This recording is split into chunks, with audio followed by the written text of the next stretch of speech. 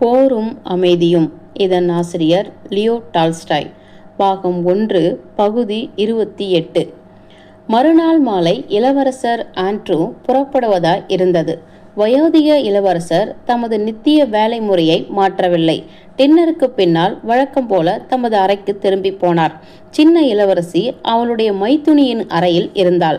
இராணுவ தோள்பட்டை அணியாத பயணக்கோட்டை இளவரசர் ஆண்ட்ரூ அணிந்து கொண்டு தமது அறையில் தமது பொருட்களை தமது வேலைக்காரன் மூலம் கட்டி கொண்டிருந்தார். தாம் புறப்படும் வண்டியை தாமே சோதனை செய்து பின்பு ட்ரங்குகளை அதில் ஏற்ற செய்தார்.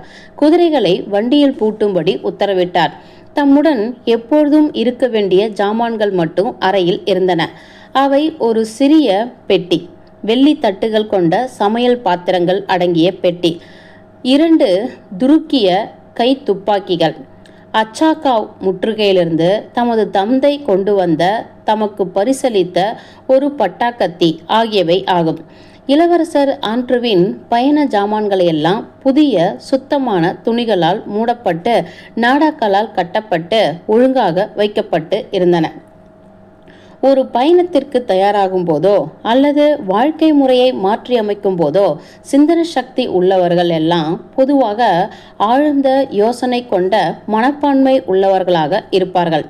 அந்த மாதிரி சமயங்களில் கடந்த கால நிகழ்ச்சிகளை சிந்தித்து பார்த்து எதிர்காலத்திற்கு வேண்டிய திட்டங்களை அமைப்பார்கள். இளவரசர் ஆண்ட்ரூவின் முகம் ஆழ்ந்த யோசனையோடும் கனிவோடும் தோன்றியது.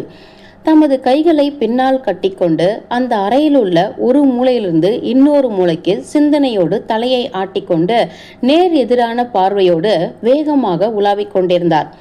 யுத்தத்திற்கு போவதற்கு அவருக்கு பயமாக இருக்கிறதா அல்லது தமது மனைவியை விட்டு போவதற்காக அவர் வருந்துகிறாரா? ஒருவேளை இரண்டுமே காரணமாக இருக்கலாம். ஆனால் வெளியே காலடி ஓசை வருவதை கேட்டதும் அவர் அந்த தோற்றத்தோடு அவரை யாரும் பார்க்க அவர் விரும்பவில்லை என்று தோன்றியது. அதனால் அவசரமாக பின்னால் கட்டிய கைகளை அவிழ்த்துவிட்டு கொண்டு மேஜை அருகில் நின்று ஏதோ ஒரு சிறிய பெட்டியை மூட முயற்சிப்பது போல செய்து கொண்டு தமக்கு வழக்கமான அமைதியான ஊடுருவ இயலாத தோற்றத்தோடு விளங்கினார். அவர் கேட்ட பலமான காலடி சப்தம் இளவரசி மேரியினுடையது. குதிரைகளை பூட்டும்படி நீ உத்தரவிட்டதாக கேள்விப்பட்டேன் என்று அவள் ஓடி வந்ததால் ஏற்பட்ட பெரும் மூச்சோடு கதறினாள். உன்னுடன் தனியாக பேச வேண்டும் என்று நான் ஆசை கொண்டிருந்தேன். நாம் எவ்வளவு காலம் இன்னும் பிரிந்திருக்க வேண்டும் என்பதை கடவுளே அறிவார். நான் வந்ததற்காக நீ என் மீது கோபம் கொள்ளவில்லையே ஆண்ட்ரூஷா? நீ ரொம்ப மாறிவிட்டேன். அவருடைய செல்ல பெயரான ஆண்ட்ரூஷா என்ற பெயரை உச்சரித்த போது அவள் மந்தகாசம் கொண்டாள். சிறு வயதில் அவளுடன் விளையாட்டு தோழனாய் இருந்த மெல்லிய விஷமக்காரராக பையனாக இருந்த ஆண்ட்ரூஷாவா இந்த மாதிரி கண்டிப்பான அழகான மனிதராகிவிட்டார் என்பதை அவள் நினைத்தபோது அவளுக்கு ஆச்சரியமாக இருந்தது. லிசா எங்க என்று கேட்ட அவளுக்கு பதில் சொல்லும் பாவனையாக ஒரு புன்னகை கொண்டாள். அவள் ரொம்ப களைத்து போனாள். அதனால் என்னுடைய அறையில் உள்ள சோஃபாவில் படுத்து தூங்கிவிட்டாள். ஹோ ஆண்ட்ரூ, எம்மாதிரியான பொக்கிஷம் உமக்கு மனைவியாக வாய்த்திருக்கிறாள் தெரியுமா என்று சொல்லிக்கொண்டு சகோதரருக்கு எதிராக சோஃபாவில் அமர்ந்தாள். அவள் வெறும் குழந்தை, என்ன ஒரு அருமையான மகிழ்ச்சியான குழந்தை. அவள் மீது எனக்கு ரொம்ப பிரியம் ஏற்பட்டு விட்டது. இளவரசர் ஆண்ட்ரூ மௌனமாக இருந்தாள். ஆனால் அவருடைய முகத்தில் தோன்றிய கேலியான துச்சமான தோற்றத்தை அவள் கவனித்தாள். சிறிய குறைகள் ஒருவர் சகித்து கொள்ள வேண்டியதுதான். யார்தான் அவை இல்லாதவராக இருக்கிறார்கள் ஆண்ட்ரூ? அவள் உயர் வட்டாரங்களில் கல்வி பெற்று வளர்ந்து வந்தவள் என்பதை நீ மறக்க வேண்டாம். அவளுடைய நிலைமை இப்பொழுது சந்தோஷமானது அல்ல.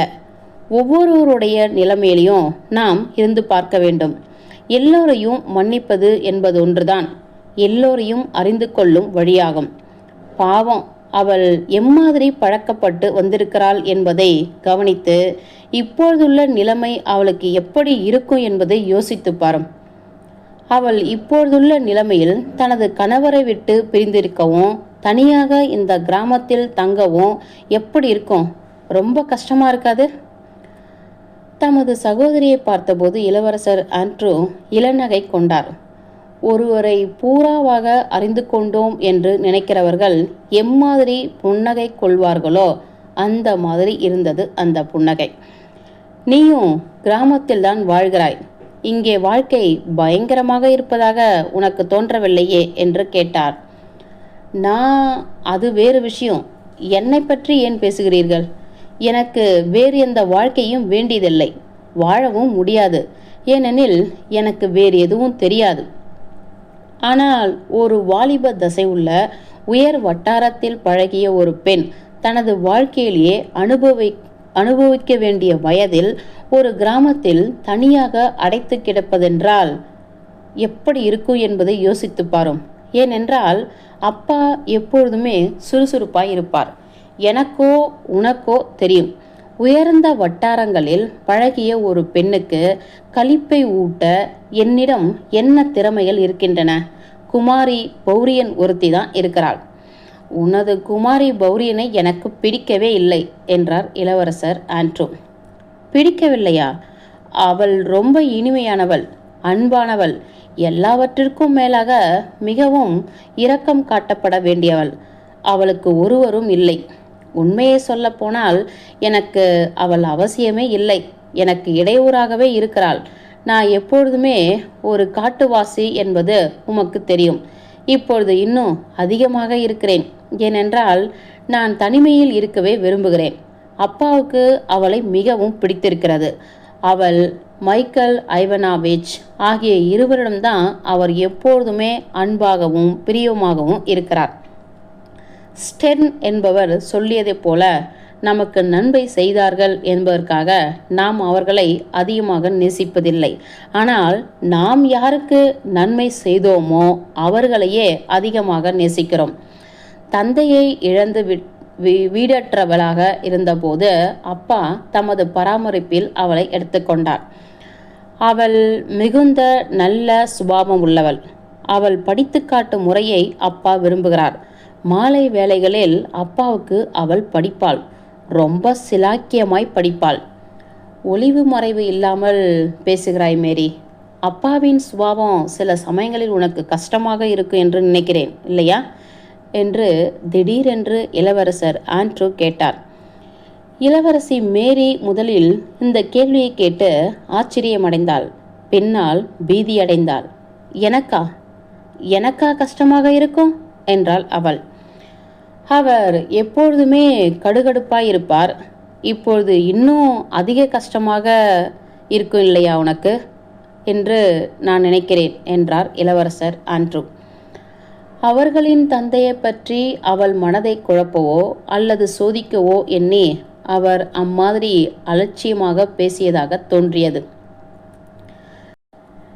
நீ ஒரு விதத்தில் நல்லவன் ஆண்ட்ரூ, ஆனால் உமக்கு ஒரு விதமான படித்தவன் என்ற கர்வம் இருக்கிறது என்றாள் இளவரசி.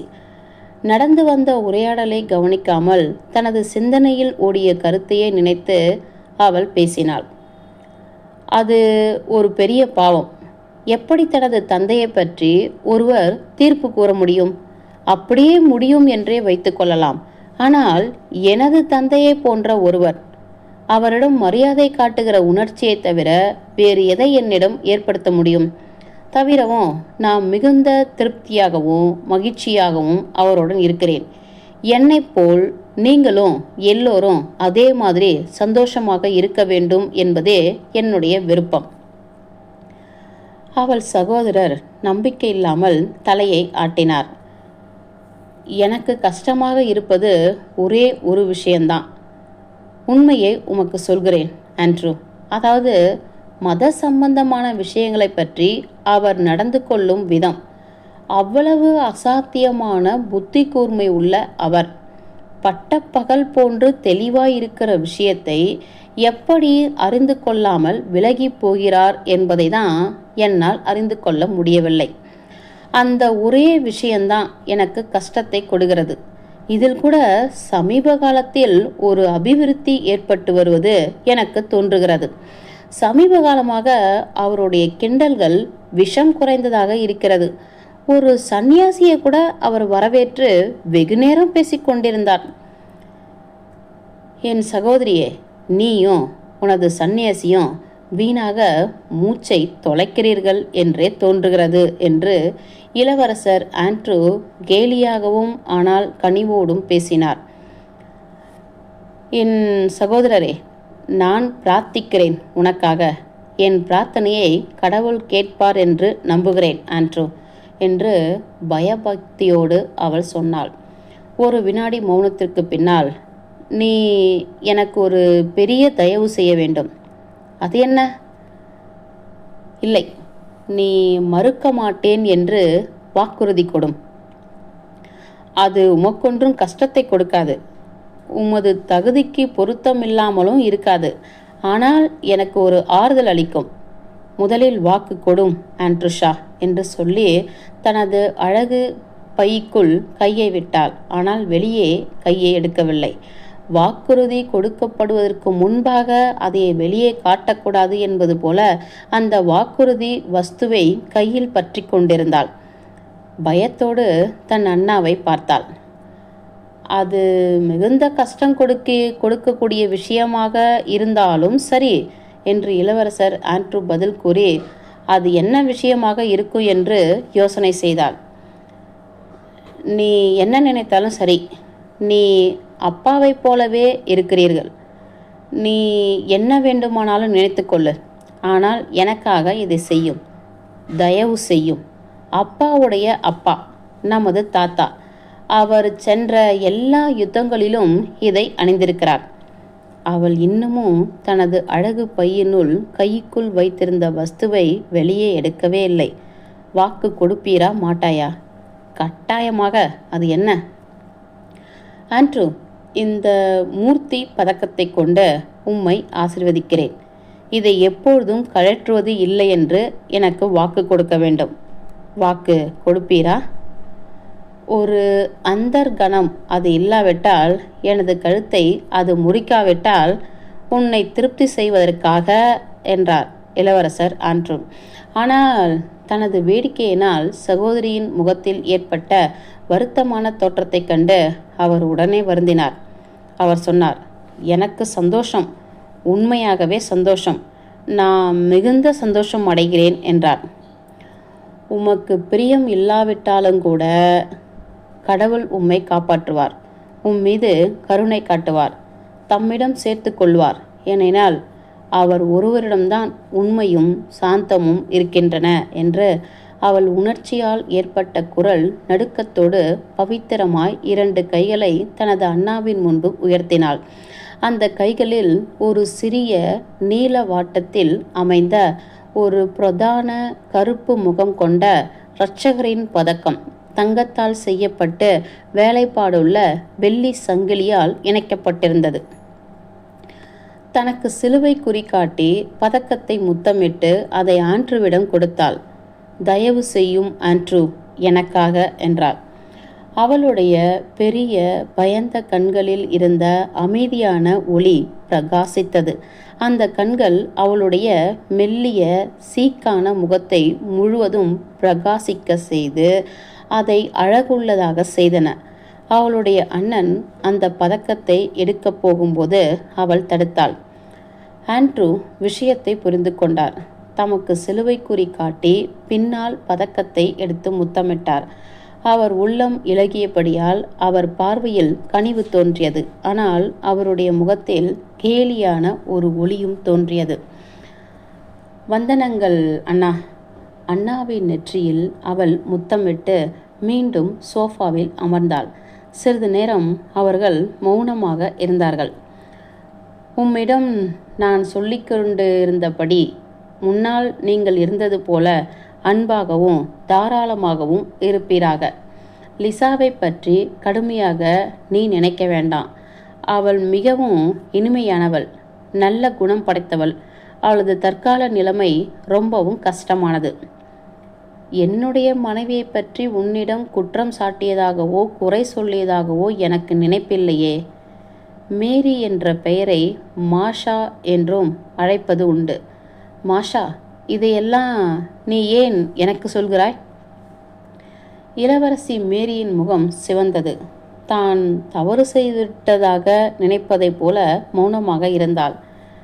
நான் உன்னிடம் ஒன்றும் சொல்லியதில்லை. ஆனால் உன்னிடம் பேசி இருக்கிறார்கள் என்று தோன்றுகிறது. அதை கண்டு நான் வருந்துகிறேன் என்று அவர் சொன்னார். இளவரசி மேரியின் முகத்தில் தோன்றிய சிகப்பு இன்னும் அதிகமாக நெற்றியிலும் கழுத்திலும் கன்னங்களிலும் பரவியது.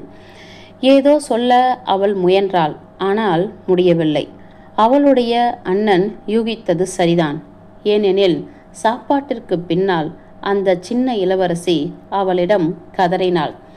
தனக்கு ஏற்பட்டு வரும் கெட்ட சகுனங்களை பற்றியும் தன்னுடைய பிரசவத்தை பற்றியும் அதை கண்டு அவள் எப்படி பீதி உற்றிருக்கிறாள் என்பதை பற்றியும் அவள் பேசினாள். தன்னுடைய விதியை பற்றியும் மாமனார் கணவர் ஆகியவர்களை பற்றியும் குறைப்பட்டு கொண்டாள். கதறி அழுத பின்பு அவள் தூங்கிவிட்டார். இளவரசர் ஆண்ட்ரூ தம் தங்கைக்காக வருந்தினார். இதை தெரிந்து கொள் மாஷா, என் மனைவியை பற்றி நான் குறைப்பட முடியாது.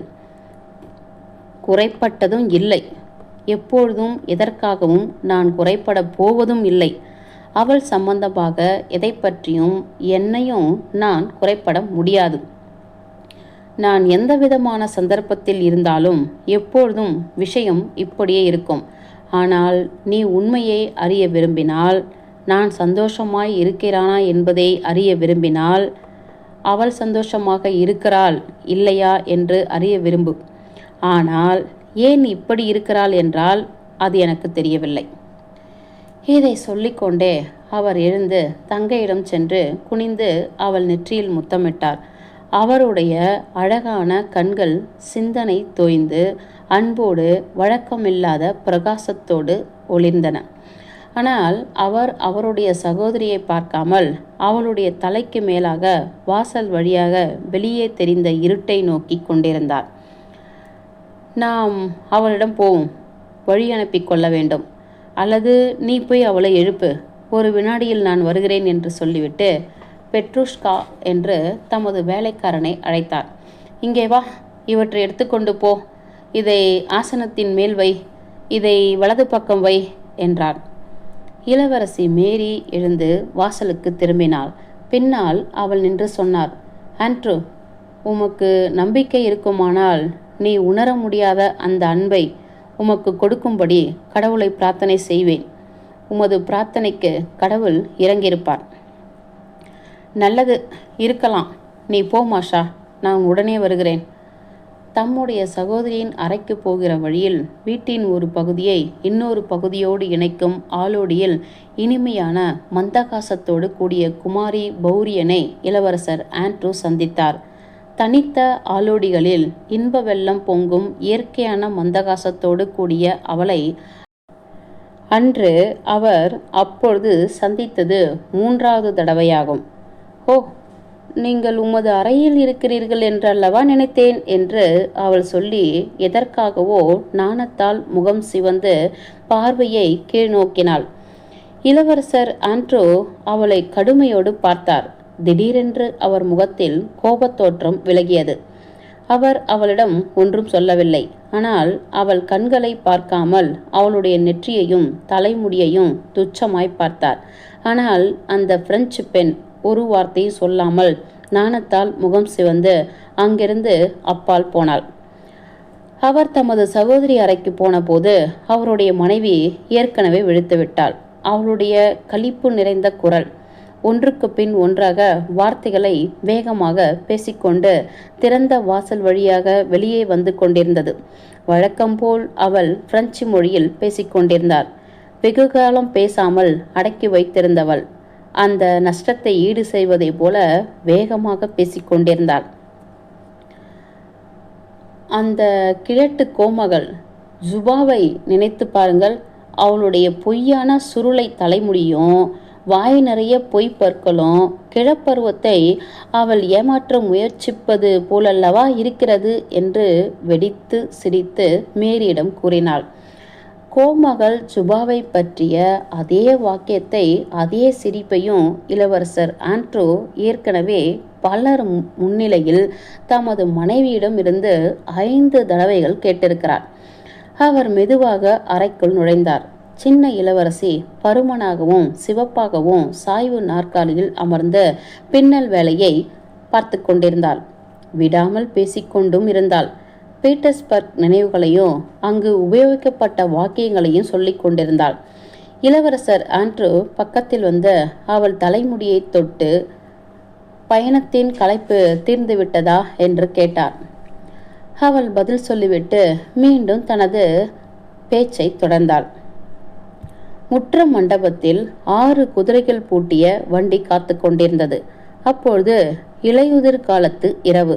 வண்டியின் நுகக்காலை கூட சாரதி பார்க்க முடியாதபடி அவ்வளவு இருட்டாக இருந்தது. கையில் விளக்கோடும் வேலைக்காரர்கள் பரபரப்போடும் முற்ற மண்டபத்தில் அங்கும் இங்கும் போய்க் கொண்டிருந்தார்கள். உயர்ந்த ஜன்னல் வழியாக வெளிச்சம் வீசிக்கொண்டு அந்த பிரம்மாண்டமான வீடு பிரகாசமாய் விளங்கியது. வீட்டு வேலை அடிமைகள் இளவரசரை வழியனுப்புவதற்காக ஹாலில் நிறைந்து காத்து கொண்டிருந்தார்கள். வீட்டுக்காரர்கள் எல்லோரும் வரவேற்பறையில் கூடியிருந்தார்கள். மைக்கேல் ஐவனாவிச், குமாரி பௌரியன், இளவரசி மேரி, சின்ன இளவரசி ஆகியோர் இருந்தனர். தமது குமாரருக்கு தனிமையில் வழியனுப்ப வேண்டும் என்று இளவரசர் ஆண்ட்ரூவை தமது படிப்பறைக்கு தந்தை வரவழைத்தார். அவர்கள் இருவரும் வெளியே வருவதற்காக மற்ற எல்லோரும் காத்திருந்தார்கள். இளவரசர் ஆண்ட்ரூ படிப்பறையில் நுழைந்தார். அந்த வயோதிகர் வெள்ளெழுத்து கண்ணாடிகளை அணிந்து கொண்டு வெள்ளை உடுப்புகளையும் போட்டுக்கொண்டு அந்த உடையில் தமது குமாரரை தவிர வேறு யாரையும் அவர் சந்திப்பதில்லை. மேஜைக்கு முன்னால் அமர்ந்து எழுதி கொண்டிருந்தவர் குமாரர் உள்ளே வந்ததும் திரும்பி பார்த்தார். போகிறாயா என்று கேட்டுக்கொண்டே எழுதி கொண்டிருந்தார். வழி அனுப்பி கொள்வதற்காக நான் வந்தேன். இங்கே முத்தமிடு என்று சொல்லி தமது கன்னத்தை தொட்டு காட்டினார். நன்றி நன்றி என்றார். எதற்கு எனக்கு நன்றி கூறுகிறீர்கள் என்றார் இளவரசன். சஞ்சலமில்லாமல் இருப்பதற்காக. எல்லாவற்றிற்கும் மேலாக முதன்மையாக நிற்க வேண்டியது சேவையாகும். நன்றி நன்றி என்று கூறிவிட்டு அவர் எழுது கொண்டே அவருடைய பேனா எழுதுகிற வேகத்தில் மை தெரித்தது, கீறிச்சிட்டது. உனக்கு ஏதாவது சொல்ல வேண்டுமானால் சொல்லு. இந்த 2 வேலைகளையும் ஏக காலத்தில் என்னால் செய்ய முடியும் என்றாள். எனது மனைவியை பற்றி இந்த நிலைமையில் உங்களுக்கு பாரமாக அவளை விட்டு போவதற்காக நான் வெட்கமடைகிறேன். ஏன் அசட்டுத்தனமாக பேசுகிறாய்? உனக்கு என்ன வேண்டுமோ அதை சொல். அவளுக்கு பிரசவம் நெருங்கும்போது அவளுக்கு பிரசவம் பார்ப்பதற்காக மாஸ்கோவிலிருந்து ஒரு வைத்தியரை வரவழைக்க வேண்டும். அவர் இங்கேயே தங்கட்டும். வயோதிகர் இளவரசர் எழுதுவதை நிறுத்தினார். என்னது என்று அறிய முடியாதவர் போல கடுமையான பார்வையோடு குமாரரை விரைத்து பார்த்தார். இயற்கை தனது வேலையை செய்யாவிட்டால் யாரும் உதவி செய்ய முடியாது என்பது எனக்கு தெரியும் என்று குழப்பத்தோடு இளவரசர் ஆண்ட்ரூ சொன்னார். 10 லட்சம் கேஸ்களில் ஒன்றுதான் தவறாக போவதுண்டு. ஆனால் அவளுக்கென்னவோ டாக்டரை வரவழைக்க வேண்டும் என்று ஒரு ஆசை இருக்கிறது. எனக்கும் அப்படியே. அவளுக்கு என்னவெல்லாமோ யாரோ சொல்லியிருக்கிறார்கள். அவளும் ஒரு கனவு கண்டு பீதி அடைந்திருக்கிறாள். என்று வயோதிக இளவரசர் தமக்குள் முணங்கிக் கொண்டு தாம் எழுதுவதை முடித்தார். அப்படியே நான் செய்கிறேன் என்றார்.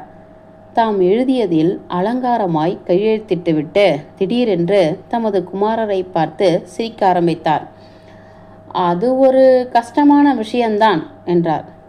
எது கஷ்டமானதுப்பா?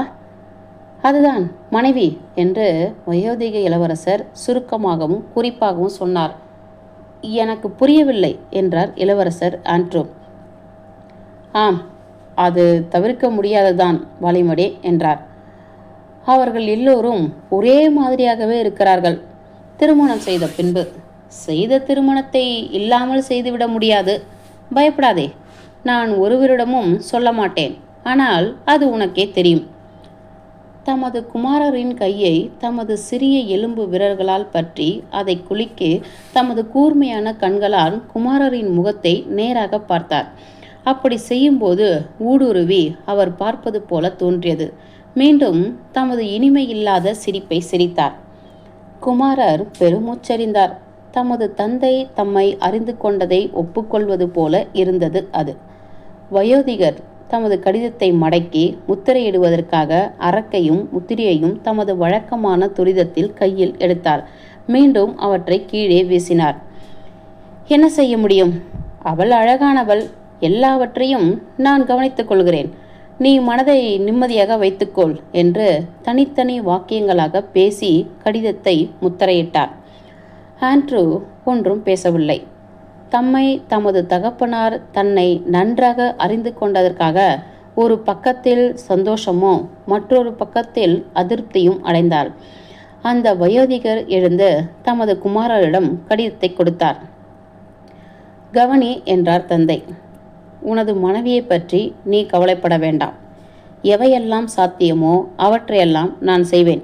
இப்பொழுது கவனி. இந்த கடிதத்தை மைக்கேல் இலாரியோனோவிச்சிடம், அதாவது குட்டுஜோவ் அவரிடம் கொடு. உன்னை சரியான பதவிகளில் வைத்து உபயோகித்து கொள்ளும்படி அவருக்கு நான் எழுதியிருக்கிறேன். தமது பக்கத்தில் தமது உதவியாளராக உன்னை நீண்ட காலம் வைத்திருக்க வேண்டாம் என்றும் நான் எழுதியிருக்கிறேன். உதவியாளர் பதவி பிரயோஜனமாக இருக்காது. அவற்றை நான் கேட்டதாகவும் அதில் எழுதியிருக்கிறேன். அவரை நான் கேட்டதாகவும் அவர் மீது எனக்கு ரொம்ப பிரியம் உண்டு என்றும் அவரிடம் சொல்லு. உன்னை எப்படி வரவேற்றார் என்பதை எனக்கு எழுது. அவர் சரியாய் இருந்தால் அவரிடம் சேவை செய். பிடித்தமில்லாதவர்களிடம் நிக்கோலாஸ் பால்கோன்சியின் குமாரர் சேவை செய்ய வேண்டியது அவசியம் இல்லை. இப்பொழுது இங்கே வா. வார்த்தைகளில் பாதியை கூட சொல்லாமல் அவ்வளவு வேகமாக அவர் பேசினார். ஆனால் மகனுக்கு அது பழக்கமாகையால் அவரை புரிந்து கொண்டார். குமாரரை தமது மேஜைக்கு அழைத்துச் சென்று மேஜை மூடியை திறந்து ஒரு டிராயரை இழுத்து ஒரு குறிப்பு புத்தகத்தை வெளியே எடுத்தார். அந்த புத்தகம் முழுவதிலும் அவருடைய உயரமான கனமான நெருக்கமான எழுத்துக்கள் நிறைந்திருந்தன. ஒருவேளை உனக்கு முன்னால் நான் இறந்து போகலாம். ஆகையால் ஞாபகத்தில் வைத்துக்கொள், இவையெல்லாம் எனது வாழ்க்கை குறிப்புகள். நான் இறந்த பின்பு இவற்றை சக்கரவர்த்தியிடம் கொடுத்துவிடு. இதோ ஒரு லம்பார் கடன் பத்திரம். இதோ ஒரு கடிதம். சுரோராவின் யுத்தகங்களை பற்றி சரித்திரத்தை யார் எழுதுகிறாரோ அவருக்கு இந்த கடன் பத்திரம் சன்மானம். இதை இலக்கிய சங்கத்திற்கு அனுப்பிவிடு. இதோ உனக்கு சில குறிப்புகள். நான் இறந்த பின்பு அவற்றை வாசித்துப்பார். அவை உனக்கு பிரயோஜனமாக இருக்கும். சந்தேகம் இல்லாமல் தாம் நீண்ட காலம் இன்னும் வாழ முடியும் என்பதை ஆண்ட்ரூ தமது தந்தையிடம் சொல்லவில்லை. அதை சொல்லக்கூடாது என்று அவர் நினைத்தார். அப்படியே எல்லாவற்றையும் செய்து விடுகிறேன் அப்பா என்றார். நல்லது, இப்பொழுது போய் வா. தமது மகனுக்கு தம் கையை முத்தமிட கொடுத்தார். பின்னால் மகனை தழுவிக்கொண்டார். இதை ஞாபகத்தில் வைத்துக்கொள் இளவரசர் ஆண்ட்ரூ. அவர்கள் உன்னை கொன்றுவிட்டால் அது என்னை, உனது வயோதிக தந்தையை புண்படுத்திவிடும். எதிர்பாராத விதமாக அவர் தயங்கினார். பின்னால் எரிச்சலான குரலில் திடீரென்று கீரிச்சிடும் சப்தத்தோடு, ஆனால் நீ நிக்கோலாஸ் பால்கோன்சியின் மகன் மாதிரி நடக்கவில்லை என்றால், நான் அப்படி கேள்விப்பட்டால் நான் வெட்கம் அடைவேன் என்றார்.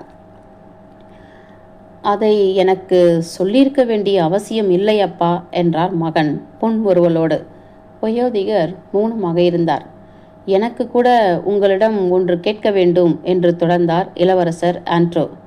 நான் கொல்லப்பட்டால், எனக்கு ஒரு புத்திரன் பிறந்தால், அதை உங்களிடம் விட்டு எடுத்து போகாதபடி பார்த்து கொள்ளுங்கள். நேற்று நான் இதைதான் சொல்ல வேண்டும் என்று நினைத்தேன். அந்த குழந்தை உங்களிடமே வளரட்டும். தயவு செய்து இதை எனக்காக செய்யுங்கள். உனது மனைவி புத்திரனை எடுத்துக்கொண்டு போகும்படி விடக்கூடாது என்று வயோதிகர் சொல்லி சிரித்தார். இருவரும் மௌனமாக ஒருவரை ஒருவர் பார்த்து கொண்டு நின்றார்கள். கிழவரின் கூர்மையான கண்கள் குமாரரின் கண்களின் மீது பதிந்திருந்தன. வயோதிக இளவரசின் முகத்தின் கீழ்ப்பாகத்தில் ஏதோ ஒன்று சுழித்தது. நாம் விடை பெற்று கொண்டோம், போ என்று திடீரென்று உரத்து கோபமான குரலில் கூவி கதவை திறந்தார். என்னது என்னது என்று இரண்டு இளவரசிகளும் கேட்டார்கள். அவர்கள் ஒரு வினாடி அரைவாசலில் இளவரசர் ஆண்ட்ரோவையும் வயோதிகரையும் பார்த்தார்கள்.